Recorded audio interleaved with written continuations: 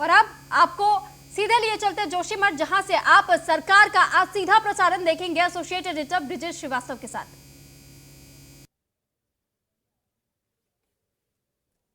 नमस्कार, मैं हूं ब्रिजेश श्रीवास्तव। आप देख रहे हैं हमारा खास कार्यक्रम सरकार स्पेशल एडिशन, और इस वक्त हम मौजूद हैं उत्तराखंड के जोशीमठ में।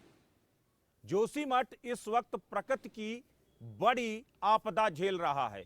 हिमालय से आई तबाही ने इस पूरे जोशीमठ में जबरदस्त तरीके से आपदा लेकर के आई। न सिर्फ दो हाइड्रो पावर प्रोजेक्ट जो है नेस्तनाबूद हो गए, बल्कि इसके साथ सैकड़ों जिंदगियां भी खत्म हो गईं। बात चाहे 2013 की केदारनाथ त्रासदी की करें या फिर 2021 की जोशीमठ की त्रासदी की, दोनों त्रासदी में हर तरफ बर्बादी का मंजर था, हर तरफ हाहाकार मचा था और हालात पूरी तरीके से बेबस नजर आ रहे थे। लेकिन इस जोशीमठ आपदा के बीच आखिर उत्तराखंड की सरकार किस मुस्तैदी के साथ जिंदगी को पटरी में लाने में लगी है। खुद मुख्यमंत्री त्रिवेंद्र सिंह रावत जोशीमठ में कैंप करके तमाम आपदा प्रभावित इलाकों में जाते हैं, वहां पर राहत सामग्री मुहैया कराते हैं और उसके साथ पूरे रेस्क्यू ऑपरेशन पर नजर रखते हैं। तो वहीं बात अगर उत्तर प्रदेश सरकार की जाए तो उत्तर प्रदेश के मुख्यमंत्री योगी आदित्यनाथ ने न सिर्फ इस घटना के बाद हाई अलर्ट जारी किया, बल्कि इसके साथ ही मंत्रियों के एक समूह को उत्तराखंड आपदा का जायजा लेने के लिए भेजा। सबसे बड़ी बात यह कि इस आपदा के बीच सरकार जिस तरीके से मजबूती के साथ जिंदगी को पटरी में लाने की जद्दोजहद कर रही है, उससे विपक्ष भी सवाल नहीं खड़े कर पा रहा। आखिर देखिए किस तरीके से यहां आपदा से निपटने के लिए काम किया जा रहा है। तो आपको दिखाएंगे सरकार की पूरी स्पेशल रिपोर्ट्स और कुछ और खबरें भी।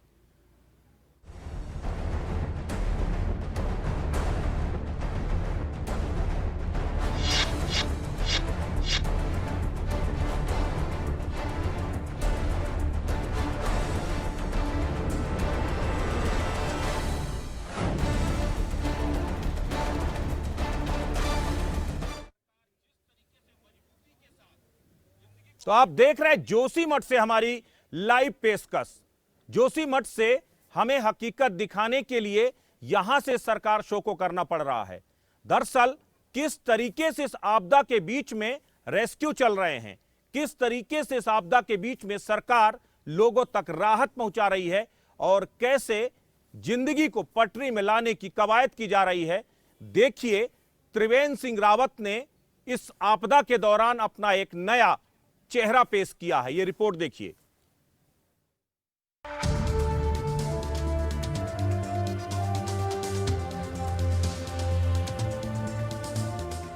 इस बार जो आपदा उत्तराखंड में आई उसने सबको सख्ते में डाल दिया। इस आपदा को देखते हुए लोगों को 7 साल पहले हुए केदारनाथ हादसे की याद आ गई। आंखें नम हो जाती हैं जब जब वो मंजर सामने आता है।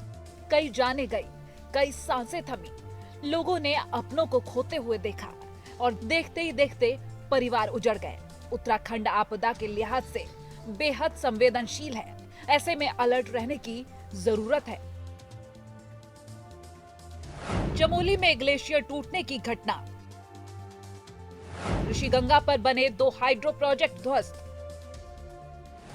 150 से ज्यादा मौत की आशंका, केंद्र और राज्य ने किया मुआवजे का ऐलान।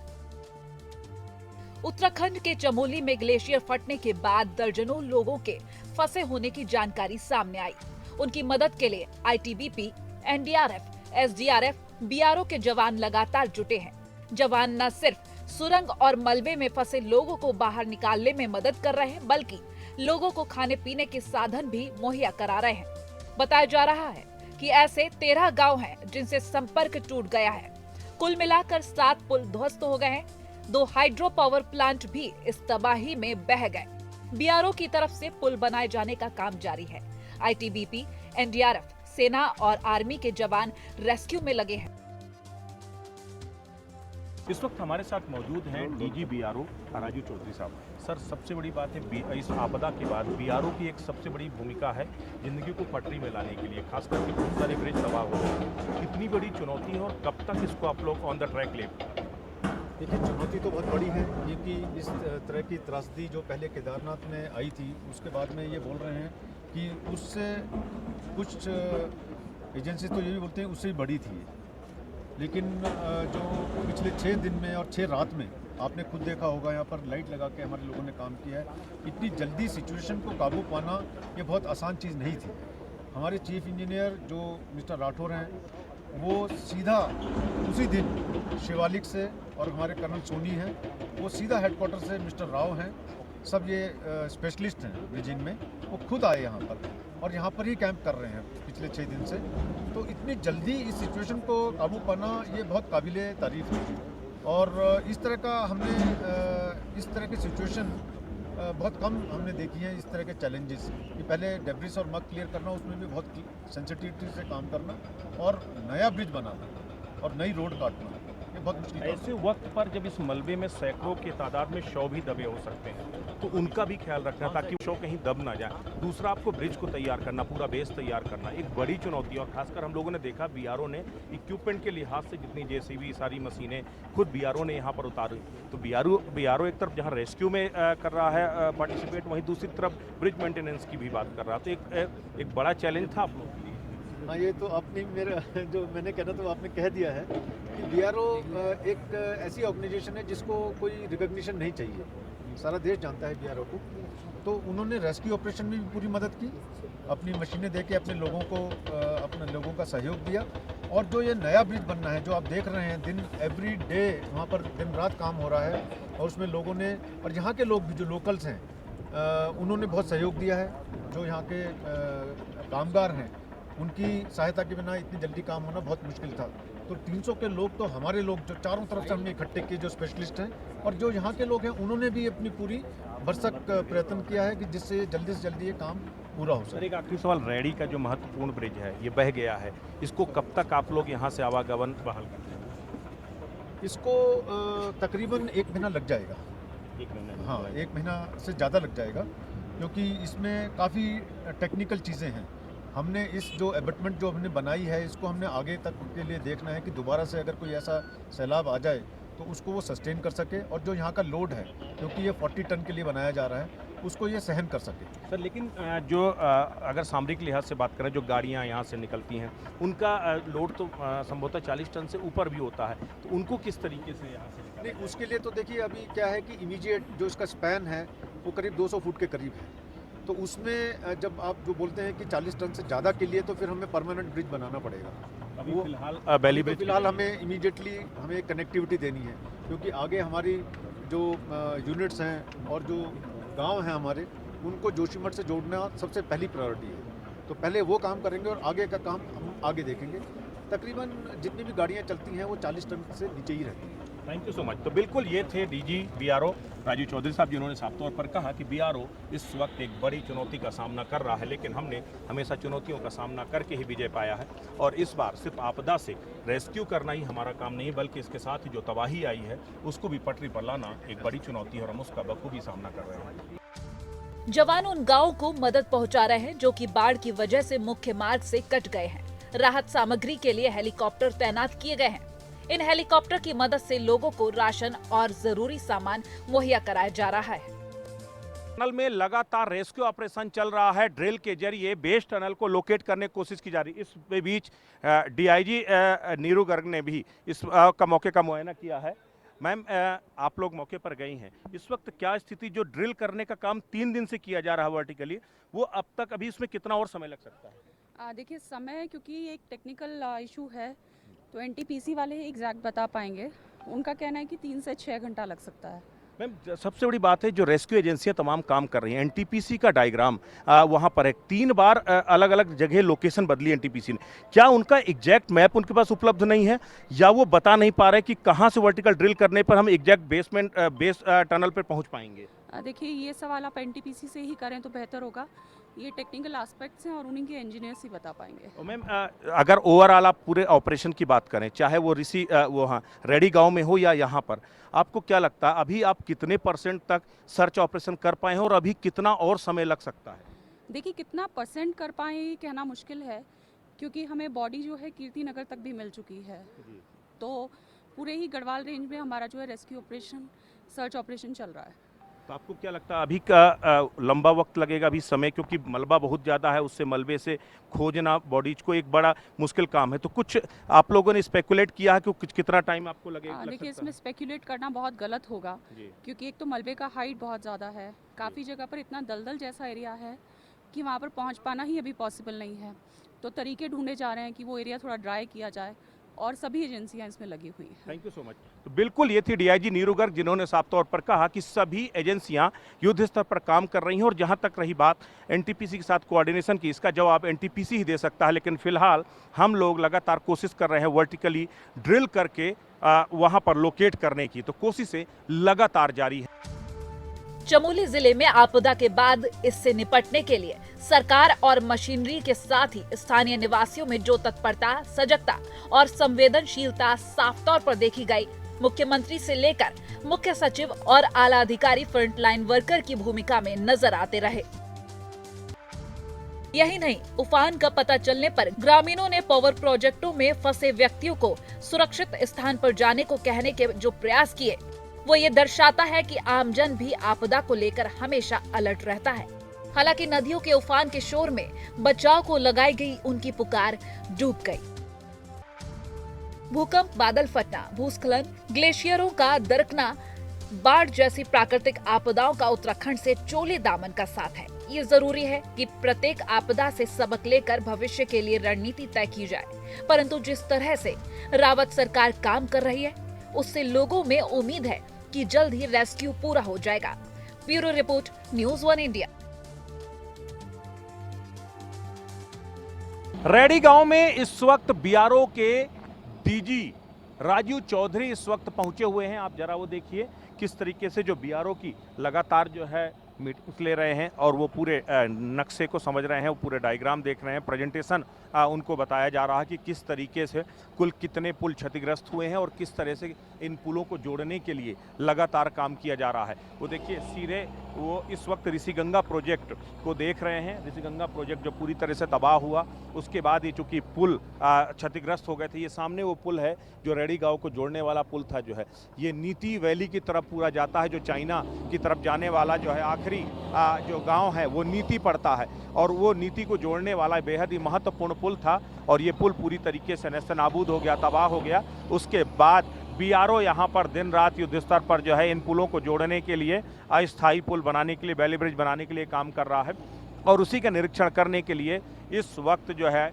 जो डीजी बीआरओ हैं राजीव चौधरी, वो इस वक्त यहाँ पर पहुँचे हुए हैं, और उन्होंने यहाँ पर इस वक्त हालात का जायजा लिया है। एक बड़ी चुनौती है, क्योंकि सामरिक नज़रिए से भी अगर बात किया जाए तो ये पुल, रेडी गांव का पुल बेहद ही महत्वपूर्ण है, क्योंकि नीति वैली को जोड़ता है और चाइना से जुड़ा ये आखिरी गांव नीति पड़ता है। ऐसे में इस पुल का बनना बेहद जरूरी है। इसके साथ ही लगभग 13 गांव ऐसे हैं जिनका संपर्क इन पुलों के टूटने की वजह से पूरी तरीके से खत्म हो गया है।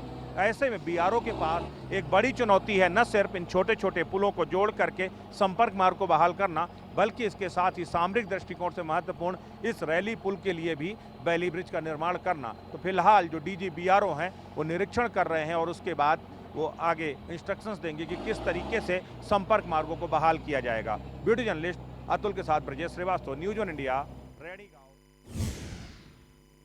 तो आपने देखा कि किस तरीके से उत्तराखंड सरकार इस आपदा से निपटने के लिए युद्ध स्तर पर काम कर रही है, किस तरीके से केंद्र से लेकर राज्य तक की सभी एजेंसियां मिलकर के आपदा पीड़ितों को राहत देने का काम कर रही हैं, और कैसे अभी भी मलबे से शवों को खोजने का काम हो रहा है। अभी भी अगर 1% उम्मीद भी बचती है कि कहीं कोई जिंदा रह सकता है, तो उसके लिए भी रेस्क्यू ऑपरेशन चलाया जा रहा है।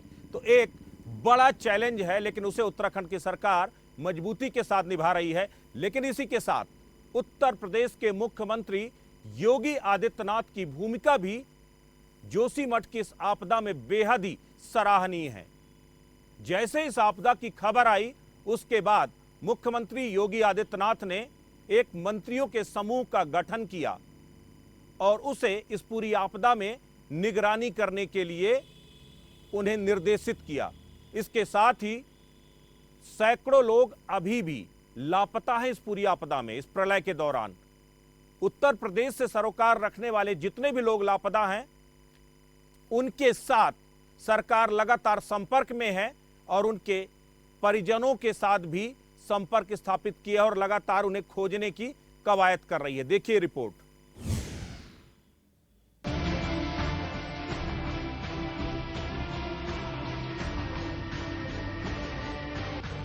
जब उत्तराखंड के जोशीमठ में आई आपदा, सीएम योगी ने तुरंत जारी किया अलर्ट। यूपी के 27 जिलों समेत तटीय इलाकों में अलर्ट।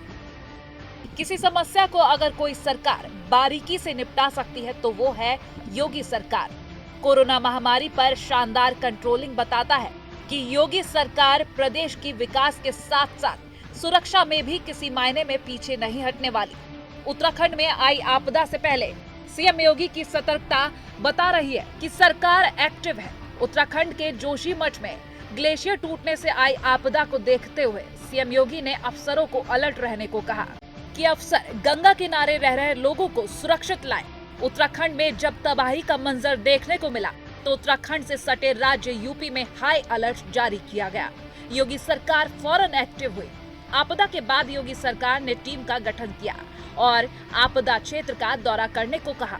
इस आपदा के बाद योगी सरकार उत्तराखंड सरकार के साथ डटी रही और सीएम योगी ने खुद कहा कि यूपी सरकार उत्तराखंड सरकार की हर संभव मदद करने को तैयार है। भीषण त्रासदी वहां पर घटित हुई है। इस भीषण त्रासदी के प्रति उत्तराखंड के उन पीड़ित परिवारों के प्रति और नागरिकों के प्रति हमारी संवेदनाएं हैं।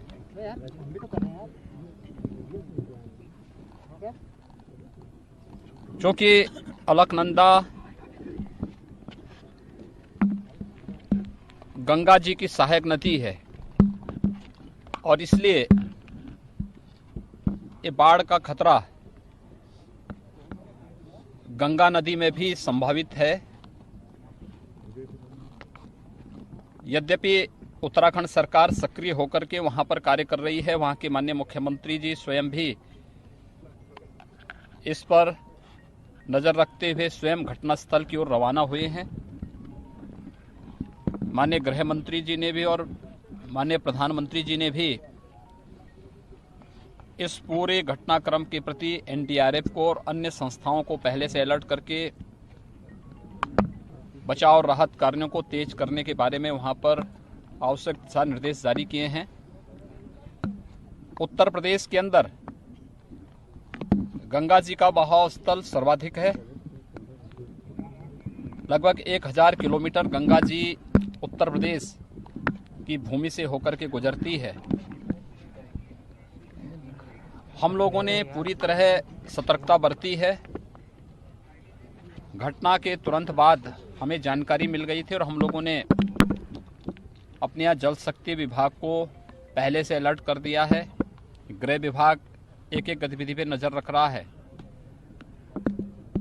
उत्तराखंड में स्थिति इस समय जल स्तर अलकनंदा का सामान्य की ओर तेजी के साथ बढ़ रहा है और हमारा अनुमान है कि ये जल नीचे आने में इसको समय लगेगा। हरिद्वार के बाद नरोरा और फिर बिजनौर, ये जो बैराज आएंगे यहाँ पर हम इस पूरे जल को एब्जॉर्ब कर लेंगे। कहीं कोई ऐसी समस्या नीचे नहीं आने वाली है, लेकिन फिर भी हम लोगों ने सभी 25 जनपद जो प्रदेश के अंदर जहाँ से गंगा जी होके गुजरती है, उन सभी जनपदों में पहले से सतर्कता बरतते हुए वहाँ पे अलर्ट जारी किया है। हमारा यहाँ प्रदेश का गृह विभाग, राजस्व विभाग, आपदा प्रबंधन से जुड़े हुए हमारा एसडीआरएफ, ये सभी इसके प्रति पूरी तरह सतर्कता बरतते हुए यहाँ पर पूरी निगाह रखे हुए हैं उत्तराखंड सरकार को और वहाँ के नागरिकों के प्रति हमारी पूरी संवेदना है और आवश्यकता पड़ती है तो जैसे भी अगर कोई सहयोग उत्तराखंड सरकार हमसे कोई किसी प्रकार के सहयोग की अपेक्षा रखेगी तो उत्तर प्रदेश सरकार उसमें उन्हें भरपूर सहयोग करने को तैयार है। दरअसल उत्तराखंड के चमोली में आपदा की जद में आए ऋषिगंगा और Tapovan Vishnugad hydro power project में काम कर रहे लापता श्रमिकों और कार्मिकों की खोज के साथ वहां पर राहत कार्य को गति देने के लिए मुख्यमंत्री योगी आदित्यनाथ ने 3 मंत्रियों का समूह भेजा।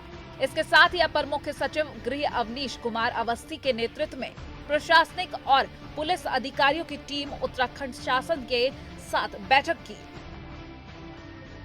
रेस्क्यू को गति देने के लिए सीएम योगी ने भेजे मंत्री। 3 मंत्रियों के समूह ने किया उत्तराखंड का दौरा। उत्तराखंड के सीएम त्रिवेंद्र सिंह रावत के साथ की बैठक। उत्तराखंड में बड़ी आपदा में फंसे उत्तर प्रदेश के लोगों को लेकर मुख्यमंत्री योगी आदित्यनाथ बेहद चिंतित हैं। मुख्यमंत्री का मानना है कि आपदा की इस घड़ी में उत्तर प्रदेश सरकार अपने प्रदेश के नागरिकों सहित सभी प्रभावितों को हर संभव मदद उपलब्ध कराने के लिए प्रतिबद्ध है। मलबे में फंसे यूपी के लोगों को लाने के लिए सीएम योगी आदित्यनाथ ने कैबिनेट मंत्री सुरेश राणा, आयुष मंत्री धर्म सिंह सैनी और बाढ़ राहत राज्य मंत्री विजय कश्यप को उत्तराखंड भेजा। दरअसल ये जो आपदा आई उसमें यूपी के कई मजदूर फंसे हैं जिनको लाने के लिए सरकार हर कोशिश कर रही है। अभी तक कई लोगों को यूपी लाया भी जा चुका है। Bureau report, news 1 India.